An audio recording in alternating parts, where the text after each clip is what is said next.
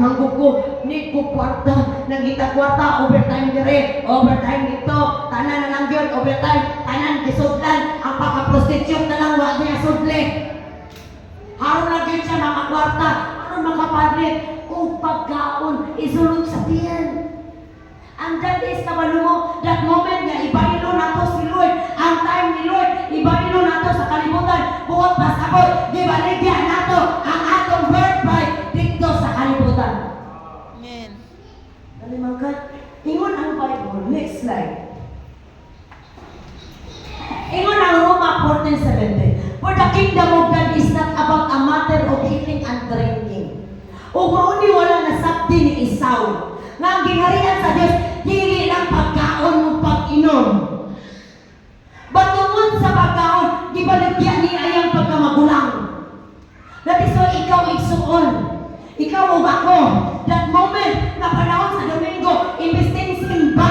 Pero tuwa ka, nagkadurapa ka pangita kwarta. Ikaw rin na ito sa eating and drinking. The kingdom of God is not about eating and drinking, but righteousness, peace, and joy in the Holy Spirit. Ang kinarian sa Diyos, pagkamatarong. Ang pagsimba sa Domingo, pagkamatarong. Ang pag-worship sa kadlawon, that is righteousness. Ang pag-worship, that is righteousness. Ang pagbasa Bible, that is righteousness. And that is the kingdom of God. Righteousness is not about eating and drinking. Ngayon, tiyan, right mo kunahon.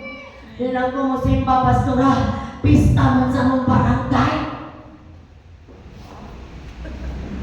Si Lord, giilisan lang pista sa barangay, giilisan ka nato glitson.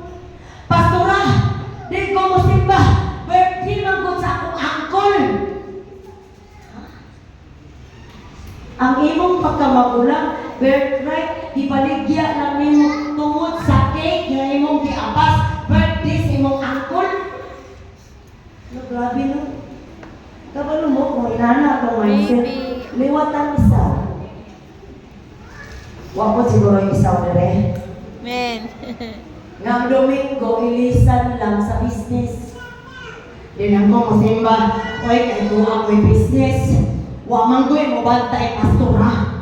Kabag no, ang business, wako nang ingon, ang business sa'yo. But mag-business na galit ka. Panahon sa simba, that is eating and drinking. Kung buingon ko, liwat yung kang isaw. Amen. Ilisap ng imo.